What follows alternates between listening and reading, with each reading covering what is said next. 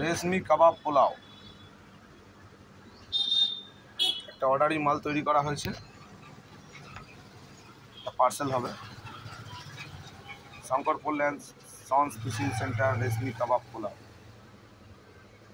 উনি প্রথমে একটা ফাইল ইউজ করেছেন, ভালো লেগেছে, আবার একটা নেক্সট ফাইল যাচ্ছে।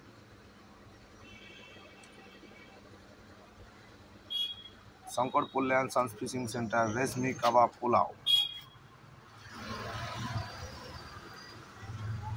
পার্সেল হবে এটা। যারা যারা এখনো চ্যানেলটা সাবস্ক্রাইব করেননি সাবস্ক্রাইব করে রাখবেন।